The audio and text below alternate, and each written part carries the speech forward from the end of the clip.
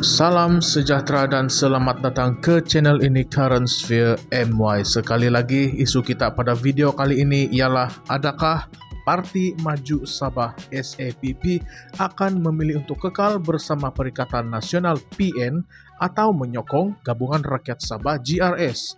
Atau lebih mendalam lagi, adakah parti ini benar-benar berhak untuk menentukan jalan politiknya sendiri tanpa paksaan dari mana-mana pihak luar? Persoalan ini menyentuh bukan saja isu kesetiaan politik tetapi juga persoalan yaitu hak dan autonomi politik Sabah dalam kerangka Persekutuan Malaysia. Presiden SAPP Datuk Seri Panglima Yong Teck Lee menegaskan bahawa tiada pihak luar patut memberikan tekanan kepada SAPP dalam memilih gabungan politiknya.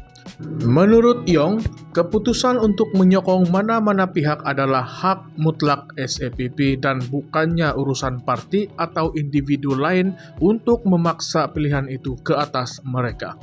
Beliau menegaskan bahawa pendirian SAPP selama ini adalah berlandaskan prinsip memperjuangkan hak dan autonomi Sabah, bukan sekadar demi survival politik atau kepentingan kuasa jangka pendek. Kenyataan Yong ini sebenarnya adalah reaksi balasan kepada gesaan Setiausaha Agung GRS Datuk Seri Panglima Masidi Manjun yang menyarankan agar SAPP membuat pilihan jelas antara dua gabungan tersebut. Menurut Masidi, tidak wajar bagi mana-mana parti untuk berada dalam dua gabungan yang berbeza sekaligus. Dengan GRS berada dalam Pakatan Kerajaan Perpaduan bersama PHBN di peringkat persekutuan, serta PN sebagai pembangkang utama, Masidi merasakan perlu untuk SAPP membuat keputusan tegas. Namun, bagi Yong dan SAPP, keputusan untuk memilih bukanlah sesuatu yang perlu dilakukan secara tergesa-gesa atau kerana tekanan daripada mana-mana pihak. Sebaliknya, Yong menekankan bahawa perjuangan SAPP selama ini adalah berteraskan kepentingan rakyat Sabah. Sejak penubuhannya pada tahun 1994, SAPP telah menghadapi pelbagai cabaran politik. Yong mengambil contoh keputusan besar SAPP untuk meninggalkan Barisan Nasional pada tahun 2008 ketika BN masih memegang kuasa di Sabah. Pada ketika itu, keputusan tersebut dianggap berani dan luar biasa kerana SAPP dilihat berani menentang arus demi prinsip. Sebaliknya, ramai pihak dan parti lain hanya meninggalkan BN selepas gabungan itu kehilangan kuasa pada pilihan raya umum 2018. Dalam konteks Sabah, isu keanggotaan politik adalah lebih kompleks. Sabah mempunyai sejarah politik yang berbeza dari semenanjung Malaysia dan parti-parti politik di Sabah seringkali berada dalam dilema apabila melibatkan gabungan politik di peringkat persekutuan. SAPP dan Parti Solidariti Tanah Airku STAR adalah antara parti Sabah yang menyertai PN pada Ogos 2020. Namun, STAR kemudiannya mengambil keputusan untuk meninggalkan PN pada Disember 2022 selepas pembentukan Kerajaan Perpaduan oleh Perdana Menteri Datuk Seri Anwar Ibrahim. Langkah STAR ini memperlihatkan bagaimana situasi politik di Sabah seringkali berubah mengikut konteks semasa dan bagaimana parti-parti di negeri ini sentiasa menyesuaikan diri mengikut keadaan. Bagi Yong, ini menunjukkan bahwa keputusan politik Sabah tidak seharusnya ditentukan oleh faktor di luar negeri tersebut. Kepentingan utama bagi SAPP adalah untuk memperjuangkan hak dan autonomi negeri, dan Yong menekankan bahwa arah tuju kerjasama politik SAPP adalah untuk kebaikan jangka panjang Sabah, bukannya untuk tujuan jangka pendek semata-mata.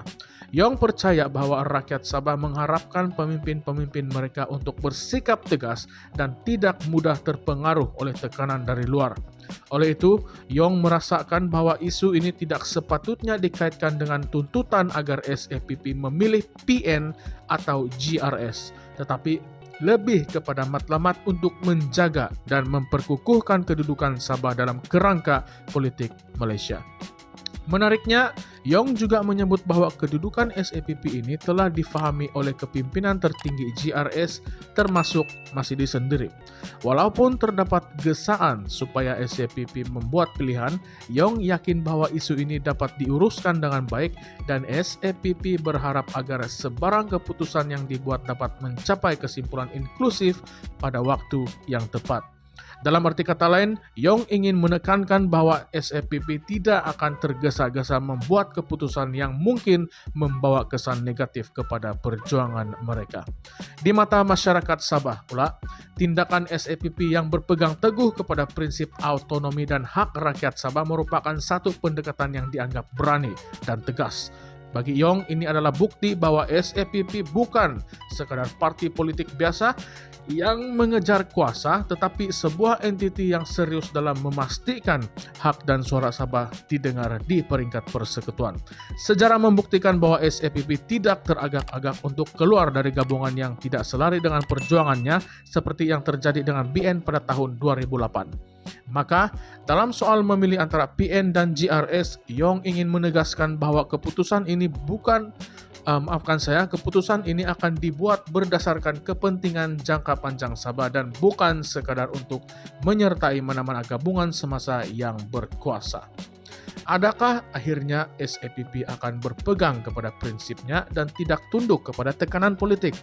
Atau adakah situasi ini akan mencetuskan dilema baru bagi SAPP untuk membuat pilihan antara PN dan GRS demi kestabilan politik Sabah?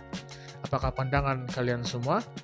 Sila utarakan, sila ulaskan, sila kupaskan isu ini di dalam ruangan komen di bawah dan jangan lupa untuk like, share, dan subscribe channel ini.